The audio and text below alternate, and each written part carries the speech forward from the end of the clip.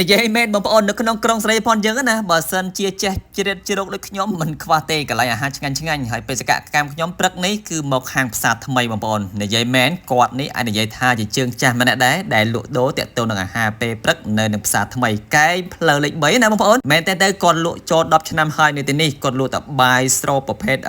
គេហៅថាបាយពងទាក្លុកបាយពងទាខបាយសាច់ជ្រូកជាមួយនឹងបាយភ្លៅមាន់ហើយតម្លៃរបស់គាត់គឺសមរម្យបងប្អូនចាប់ពី3000រៀលគឺបងប្អូនយើងអាចញ៉ាំបានហើយនៅទីនេះចាក់ស្ដែងខ្ញុំមកដល់ខ្ទង់ជីម៉ោង8ហើយប៉ុន្តែនៅតែមានបងប្អូនយើងម៉ោង8ម៉ោង9ពេលព្រឹកម៉ោង9ជាងណាប៉ុន្តែនៅតែមានបងប្អូនយើងគាត់មកខ្ចប់មកច្រកញ៉ាំជាហោហែតំណងណាបងប្អូននេះតាក់ទងជាមួយនឹងការអាំងសាច់ផិនគាត់ខ្ញុំទៅសើមែនទែនអាំងអត់មានខ្លោចទេបងប្អូនចង់និយាយថាអត់មានចាំបាច់កាប់សាច់ខ្លោចចេញទេអត់ទេហើយនៅទីនេះគាត់ដាំមួយឆ្នាំទៅមួយឆ្នាំមួយថ្ងៃអស់ចូល6 7ឆ្នាំហើយសាច់ជ្រូករបស់គាត់នេះប្រហែល10គីឡូទេខ្ញុំសាកសួរគាត់មុនហ្នឹងណាចាំមើលទៅទៀតចាំមើលសាកសួរគាត់បន្ថែមទៀតហើយពងរបស់គាត់នេះអាំងជៀនថ្មីតែម្ដងបងប្អូនតំណងមែនតើមួយចាន3000រៀលហើយសម្រាប់អាពងទាខនេះមួយចាននេះដូចជា7000រៀលនេះបងប្អូនមានភ្លើមាន់មួយចំហៀងណាតំណងមែនតើខ្ញុំសុំដាក់អាហ្នឹងហើយបងប្អូនតំណងណាហើយមែនតើនេះតាក់ទងជាមួយនឹងម្ទេសផងគាត់នេះចង់និយាយថា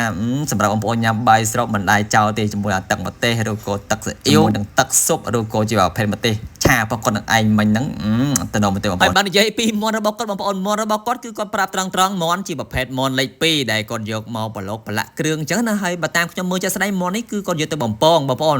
ចូលជាតិគ្នាបានល្អមែនតើកុំចេះថាខ្ញុំចេះតែនិយាយថាឆ្ងាញ់បងប្អូនចាំមកសាកបានអញ្ចឹងណាហើយសម្រាប់បងប្អូនយើងដែលជាម៉យជាអតិថិជនប្រចាំរបស់គាត់អាចខមមិនបានថារសជាតិនៅកន្លែងគាត់យ៉ាងម៉េចដែរកុំចេះថាខ្ញុំចេះតែនិយាយថាឆ្ងាញ់មែនតើទៅខ្ញុំអ្នកចែករំលែកតាក់ទងនឹងអាហារនៅក្នុងក្រុងស្រីផននេះបើសិនជាកន្លែងមិនឆ្ងាញ់ក៏ខ្ញុំអត់ចែករំលែកដែរបងប្អូននិយាយមែនអូខេតោះចាំជួបជាមួយនឹងបងប្រុសបន្តិចមើលបីលក់ចាប់ពីម៉ោងម៉ានដល់ម៉ោងម៉ាននៅកន្លែងនេះ6ចាប់ពីម៉ោង6ព្រឹកតាំងឆ្អិន6ព្រឹកដល់ម៉ោងម៉ានម៉ោង1ថ្ងៃដល់ម៉ោង1ថ្ងៃឥឡូវបងកំពុងជៀនពងទីបន្ថែមណាពងទៀតត្រូវជៀនថ្មីយ៉ាងរហូតមែនទេបងនិយាយរួមទៅយើងជៀនថ្មីចឹងទៅអស់ជៀនថ្មីអស់ជៀនថ្មីចឹងទៅបាទហើយបងតម្លៃបាយបងចាប់ពីមួយចានប៉ុន្មានឡើងបានមានភ្ញៀវច្រើនចឹងលក់បានគ្រប់ទៅថ្មីទាំងអីថ្មីអាច3000អីបាន3000យើងចាប់ពី3000ឡើងណាហ្នឹងហើយអូខេ5000រៀលចឹងទៅបងនៅនេះហាក់សញ្ញាបងជួយអីគេបងហាក់លក់បាយតែខ្ញុំអត់ឃើញមានបាយណាអត់មានទេតែនៅក្នុង app មានមាន app ទៀតបាទមាន app ឯខ្លះបងឥឡូវហ្នឹងបងមកញ៉ាំ24ហើយនឹង Grab ញ៉ាំ24អូអាពេលនេះតែមួយគ្នាទេមួយគ្នាអូខេបងលក់ប៉ុន្មានឆ្នាំឲ្យបាយនេះយូរដែរណាលក់តែមកកន្លែងហ្នឹងទេលក់មកកន្លែងហ្នឹងអូន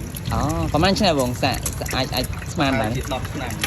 បាទជើងចាស់ម្នាក់ដែរហើយចឹងបងប្អូន10ឆ្នាំជាងហើយមួយថ្ងៃអស់ប៉ុន្មានឆ្នាំបងខ្ញុំឃើញដូចជាច្រើនឆ្នាំគួរសមមិញវាអាចឆ្នាំ10ឆ្នាំ6 7ឆ្នាំដែរណាអត់មានសារអាទិត្យណាបងលក់រាល់ថ្ងៃហ្នឹងឯងបើបនទៀនកាន់តែលក់ដែរទៀតណាមែនទេ